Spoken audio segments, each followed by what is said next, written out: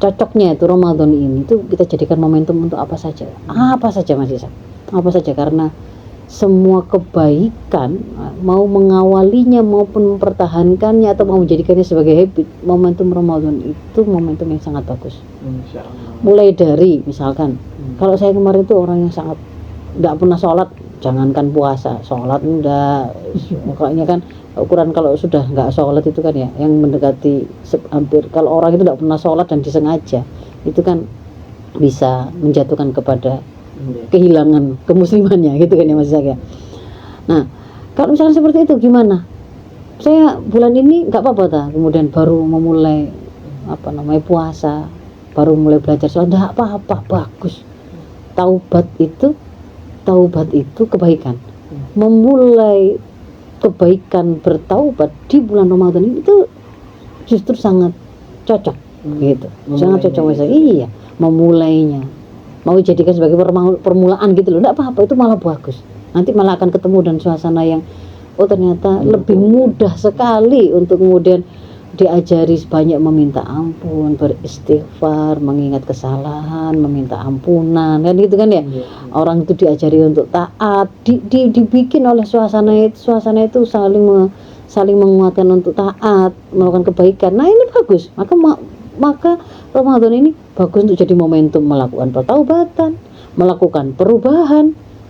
Tadinya itu sholat subuh sih kawanan terus gitu misalkan ya. Nah ini juga momentum bagus. Habis tinggal gini saja loh, kuatkan diri. Habis sahur tahan jangan sampai tidur. Caranya gimana? Kalau gitu ya berangkat ke masjid.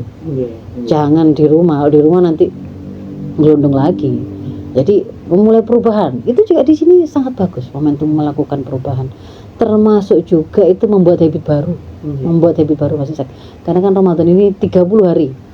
Nah, ada yang mengatakan membentuk habit baru itu kan membutuhkan paling tidak itu 20 hari. Ada yang sampai kemudian 60 hari. Nah, 30 hari ini berarti sudah cukup gitu loh.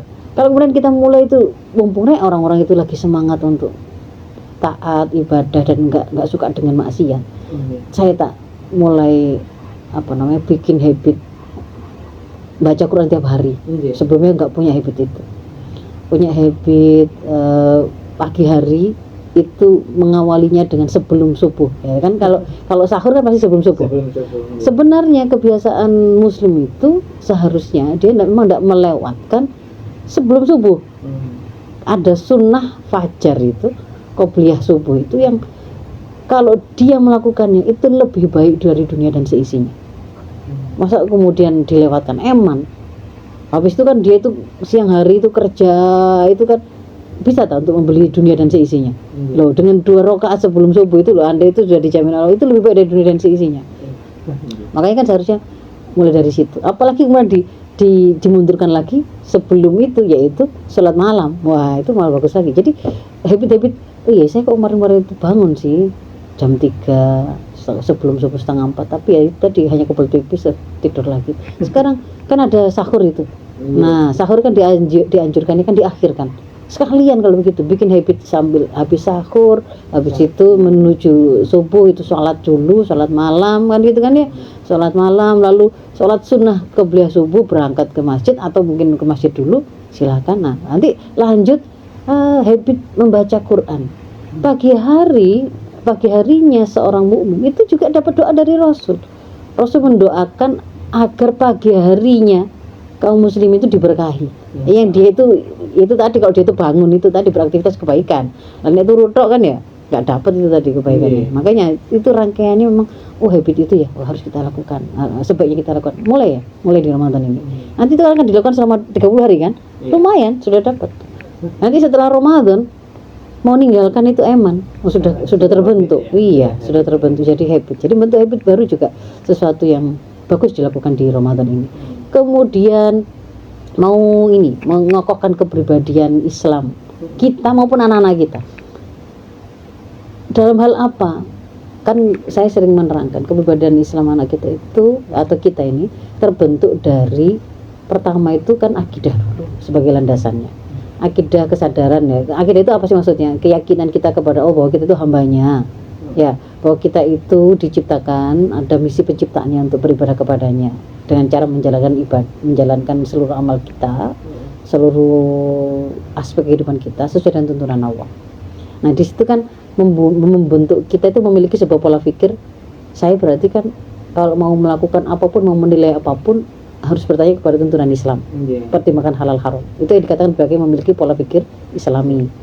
Dari pola pikir Islami itu kan nanti kemudian akan membentuk pemahaman Islami. Nah pemahaman Islami itu kalau kemudian kita pakai untuk mengikat hawa nafsu kita, pada waktu kita saya mau makan gitu ya, misalkan oh makan, kalau tuntunan Islam saya kan harus nanya, oh tuntunannya adalah harus yang halal, yang thayyib, jangan berlebihan, ada adab-adabnya, diilmui, terbentukkan pemahaman ini. Ketika kemudian itu dipakai untuk mengikat pada waktu dia butuh makan, maka terbentuklah di situ pola sikap yang Islami. Nah, pola pikir dan pola sikap yang Islami membentuk kepribadian Islami. Itu kalau kemudian dilakukan terus Mas Ishak selama Ramadan ini, gitu ya, sakofahnya diinstal, ditambah pemahamannya, karena di sini ada banyak sekali majelis-majelis ilmu, nanti diobral di sini banyak sekali. Silakan nyari saja itu, online saja, offline juga banyak. Nah tinggal milih kita butuh untuk amal yang mana. Nah itu dari sisi sakofah, dari sisi pengetahuan kita install di sini kan, momentum yang tepat. Dari sisi keimanan kita ini juga menjadi sesuatu yang sangat pas untuk menjadi momentum untuk menguatkan keimanan. Kenapa? Karena ingat, puasa itu kan dikatakan oleh Allah, kalau amal ibadah yang lain hambaku itu untuk dia, tapi kalau puasa itu untukku. Untukku kenapa? Karena orang itu sampai dia tetap bertahan melakukan puasa itu pasti memang hanya karena Allah. Kalau bukan karena Allah kan gitu ya, mungkin dia hanya bisa pura-pura puasa, ya kan, pura-pura lemes, pura-pura dari tadi nggak makan, pura-pura, tapi hakikatnya dia sedang puasa atau tidak? Kan tidak. Jadi kalau sampai seseorang memang melakukan puasa itu karena Allah. Nah, kontrol diri penuh begini nih loh, atas kesadaran betul bahwa dia itu selalu dilihat oleh Allah dan dalam pengawasan Allah, dan dia melakukan amal karena Allah, itu kan berarti menumbuh suburkan keimanan, mengokohkannya. Maka momentum di sini ini momentum sangat baik untuk membangun dan mengokohkan kepribadian Islam kita dan anak-anak kita. Itu kali ada momentum yang terbaik juga untuk mendekat pada Quran tadi ya, momentum juga untuk memperbanyak sedekah, momentum juga yang sangat baik untuk mengoptimalkan dakwah. Wah ini kalau dai di Ramadan ini memang akhirnya kayak tidak pulang masih sakit. Bukan karena masalah wah enak itu berarti saya dapat uangnya banyak, tetapi karena kita itu melihat antusiasme masyarakat pada Ramadan itu pengen ngaji, pengen dengar kebaikan, itu kan harus dimanfaatkan.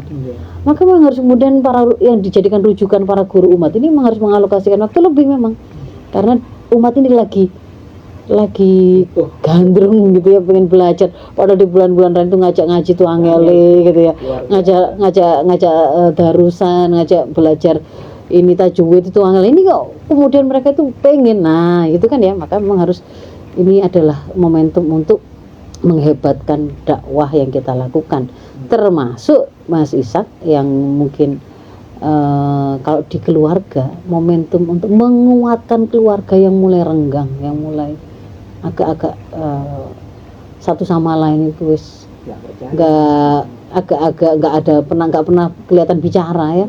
Ini momentum untuk mendekatkan kembali keluarga dan menguatkannya.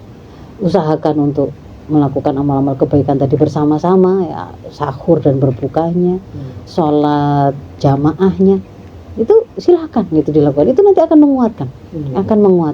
Karena kebaikan itu kalau dilakukan itu akan menarik kebaikan-kebaikan yang lain, Mas Isa. Pokoknya mulai saja dulu. Sanggupnya masih ini level 1. Sahurnya yang bersama-sama dan buka ya nggak apa-apa. Jadi jangan sibuk berbuka dengan orang lain di rumah, nggak pernah gitu ya. Termasuk adalah yang lain lagi, program apa yang bisa kita lakukan di Ramadan ini adalah melejitkan kepemimpinan di tengah masyarakat. Artinya gimana? Melejitkan kepemimpinan di tengah masyarakat ini, ya terutama sekali kalau para bapak ya ke tengah-tengah masyarakat, kalau para ibu ya di kalangan para ibu-ibunya. Ya karena pada saat itu kan kita punya kesempatan banyak sekali bertemu dengan masyarakat juga ya Mas Ishak ya. Nah, untuk kemudian bisa menjadi orang yang diposisikan itu lebih dan memimpin, dipercaya, itu memang mengharuskan tentu saja kita harus memenuhi profil yang bisa dipercaya, diteladani oleh masyarakat. Nah, dalam hal ini kan berarti kita itu harus menjadi orang yang lebih dari masyarakat pada umumnya. Lebih apa ya? Lebih soleh, lebih baik, lebih terpercaya. Ada pepatah Arab itu kan mengatakan orang itu akan mengikuti mereka yang dianggap memiliki kelebihan. Nah, dalam hal ini tentu saja bukan kelebihan lebih cantik, kan itu gak akan membuat pengaruh pada kepemimpinan, tetapi kan kelebihan ilmu. Kenapa? Ketika orang itu punya masalah, dia bingung bagaimana menyelesaikannya. Kalau orang yang punya kelebihan ilmu, dia bisa ditanya dan dia memberi solusi, kan gitu kan ya. Ketika seorang itu bingung antara ini ada kabar buruk begini, siapa yang kemudian layak saya dengarkan? Ketika profil kita adalah orang yang terpercaya, gitu kan ya, terpercaya di tengah-tengah masyarakat, maka dia akan didengar. Kalau yang ini yang bicara, dia memang terpercaya. Kalau yang itu mungkin bujui, tapi kalau ini, nah kayak gitu itu kan membuat kita, oh berarti memang kita harus satu sisi memperbaiki kualitas diri, melayakkan diri, sembari kemudian memperbanyak interaksi di tengah masyarakat. Itu tanpa kita sadari sebenarnya akan terbentuk penguatan kepemimpinan, gitu. Yang terakhir, Mas Ishak, Ramadan ini juga kesempatan yang sangat bagus untuk membersamai Ananda, memperkenalkan syariah, ya, membersamai mereka terbiasa melakukan ibadah. Maka buatlah programnya, jangan sampai disia-siakan.